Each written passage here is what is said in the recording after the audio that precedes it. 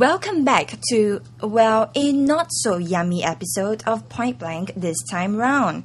Having conducted our own Razor TV spy cam test, we shall now delve a little deeper into what really happened to Mike and his companions. We'll also have the Consumers Association of Singapore or CASE, local and foreign diners, as well as stall owners from the famous, or rather in this case, infamous Newton Hawker Centre, give their take on the matter at hand. You know, being from America, I don't know the exchange rate that much, or the grams per, how they weigh the fish, so I thought that was the going rate. For certain items like fresh seafood, market prices do fluctuate seasonally, so that can be a little bit more tricky, right? Yes, and that's why it's important for consumers to ask and to determine the price before they confirm their order. But again, I must reiterate that if the consumer do not ask, the duty of the vendor to tell and to disclose so that they know. Sometimes they might forget and you sit down and make an order without having the idea to confirm your price. So it's only proper for the vendor to come forward and say, look, you have ordered this so much and this is the amount that you have to pay. But I didn't, not knowing any different, I didn't question it a lot until, we started talking about it. Then we said, no, that was too much. And we started comparing and said, yeah, that was too much. We started recalculating everything. Consumers would be better off if they look at the menu and the price of the product, but it is the duty of the vendor to disclose the final price. Well, you know the rate of computation, but that doesn't mean that you know the total cost. The problem for the American man is he does not go to the store and weigh himself, so he got it. So he was partly responsible? Yes, he partly was responsible. And in this case, I would assume that the tourists do not know the weight of the prawn, for example. We started saying, the grams, we started converting it to pounds, and we realized the prawn should have been this big for what we paid, They probably did not show them, the amount that they have ordered. And therefore, the final price is not made known to the consumer, and that we feel is an unfair practice. Really, it is not acceptable. So we will tell them, okay, the amount is so and so. Were you willing to pay for $25 or $30? 他有给我重量。但是你们就是没有去做那个数学的吗？没有，结账的时候再来看吧。对。所以对你来说，你相信他们不会骗？不会吧？我觉得不会啊。你们有亲自走过去看那个蚌吗？倒是没有啦。Seafood is expensive. Fishermen have to get up at 3 o'clock in the morning, go fishing, come back here. They're not going to give it away for nothing. A fair observation indeed. But what if he had gotten the same bill? So these are the items that they paid for, right? You see 8 pieces of tiger prawns amounted to $239. What do you think about that? Is that reasonable? No. That's outrageous. But they're Americans. Do you think this is ridiculous, or they might have just ordered something really huge, a huge prawn? This is really terrible. This is pathetic. It's very. And they accept to pay? Yes, they pay. I think it's very expensive, of course. You think so? Yes, you think so. But you must also see where they eat. I don't think from the store. Maybe they eat near the expensive places, I think. No, they eat here. Yeah, I think it's very expensive for me. Is that price? Yes. Okay. Would you pay for something like that? No, I don't think so. When they buy seafood, please come and weigh. That's it.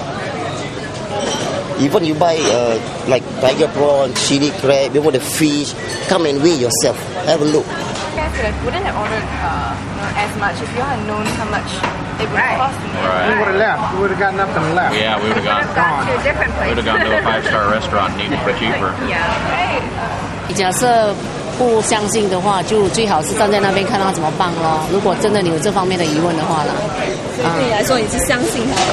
Yeah. So disclosing the rates at which the prawns are charged is not enough? The menu showing the rate in which you compute the amount to be charged is certainly not enough and not acceptable.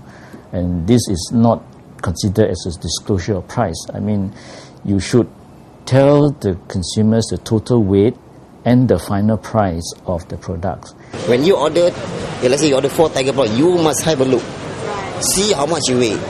Then you get the price. If like this, if 4 tiger prawns, 8 tiger prawns comes to how much? 200. If 350 grams for each tiger prawn is reasonable. If 200, unreasonable. The problem is I do not know how big is the size. Why are they complaining? You have to check. You have to ask.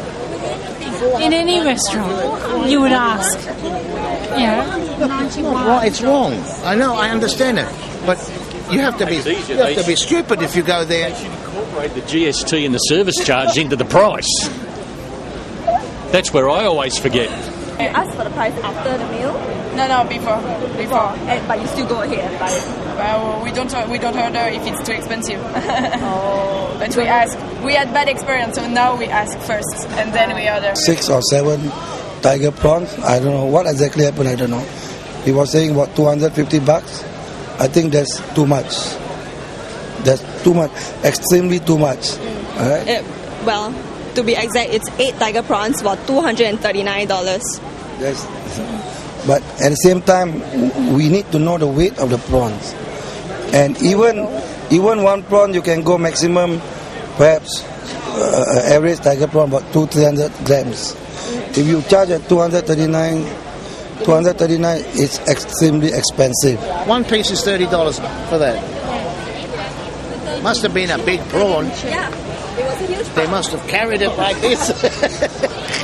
我们的东西卖是有这种价钱的，只是他们吃了，他们不明白，他们觉得没有这样的价钱。I don't know if it's in Asian culture, but they try to see if you're willing to pay this amount. If you say yes, okay, I check it. Were you looking at a menu or something? Yeah, he did bring us out a menu. Okay. The chicken wasn't on there. My wife said that she wanted some chicken rice, and he said, no problem, I'll arrange it for you. So we just allowed him to do that.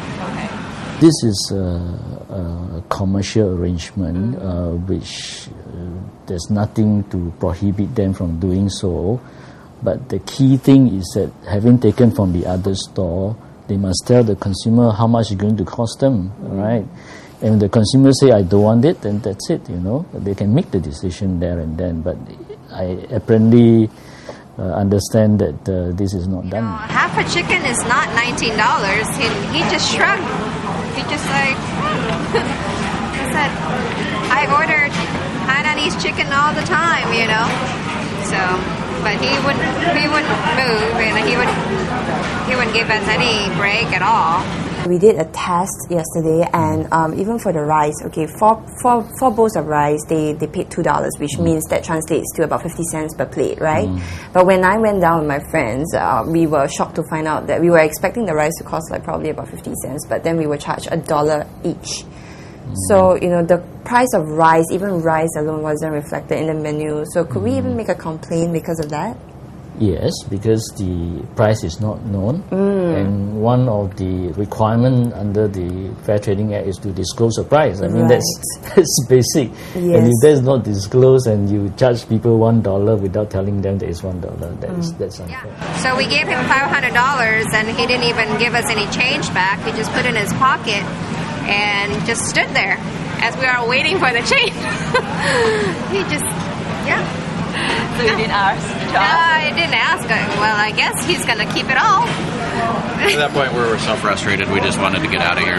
And the worst part is that they didn't even want to return the change to the tourists, just to rub salt into the wound. I think the vendor should be more transparent and make clear what the charges is going to be. And not catch anybody by surprise. Well, it definitely makes me more wary about, especially eating in the more touristy locations. Feel like there was maybe a bit of a double standard set out for us because we look like foreigners, and obviously we're here for tourism. No, that's not true. Well, how would you know? We paid the price that was on the... We paid the price on the menu. On the menu, I've been coming here for years, and I've never been robbed or overpriced. I mean, I look like a local, don't I? Of course I do. It's exactly right, So why would they charge me more? The fruits, sometimes I'm paying $2, and the locals, they pay $1, for example. And then when I'm starting to speak a bit of Mandarin, suddenly the price dropped. Sometimes people got money and people who we bargain about money is different. If they got money, 8 prawn 200 price, so they can pay, right? Whether they want to count their money or not. If they for food, they think they want to eat, they satisfied, they like the food, don't talk about the price. That's for the foreigners. If local, of course, if you like me, I'll come and weigh myself. I will never pay for the prawn that I cannot expect to pay. You see, I will pay for what I weigh. We do not encourage differentiation between tourists and local. But you know that is a common practice. Yes, right? and I think it is not going to be good for Singapore in the long run. Words will get around and our reputation may be tarnished as a result of this, that we are taking advantage of tourists who come here.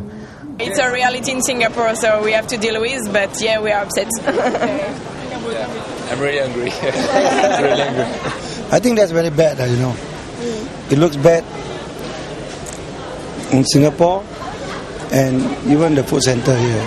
It really kind of taints my experience in that sense, coming here as a tourist. I think the business should ensure that there is fair play. The charges should be the same for local as well as foreigners. The authorities are trying to promote Singapore as a safe haven for shopping and dining, and these people are really undoing the effort that is put in to build up Singapore's reputation. I've always felt like Singapore was the safest and cleanest place in the world, and I just couldn't imagine that something like this would happen. And I think that's why at the time we were a little bit hesitant to question the bill, because it just didn't seem like we could get cheated here. It just seemed so out of the character of the country. So a little bit surprised and disappointed by that. They are naive if they think, of course, it's a wonderful country and they trust everybody, you know what I mean? But as much as I like Singapore, and I really do love Singapore, there's no way I'd leave my wallet laying on the table. You have to know where you want to go, because there's some, they can maybe cheat a bit, and some they are a bit more honest. So you have to know the place. Even though it's a tourist, if you charge a person in that manner, I don't think he will come back. And we'll go back and talk to his friends. You get what I mean? And that's bad for Singapore too. Obviously, they are taking advantage of the ignorance of the tourists over here. They may not know the practices in our hawker center, and they would take advantage of them and charge them a cost like this. Listen, seafood is expensive all over the world, not just if you think in Singapore. In Australia it's expensive, in San Francisco it's expensive, and it's very expensive in places where they have to bring it in. You know what I mean? It's no, I've never... You're willing to pay for the high price? Sure, if I eat it. But seeing I don't eat it, I don't care. Whether they are tourists or they are local, the price must be right. If you fix at A price, you should be selling at A price, irrespective of whoever they are. So I think that's the way business should run. What about the practice of touting? I mean, there are signages all over Newton Circus yesterday, but it's such an open practice. Oh yeah, when we first arrived. Yeah,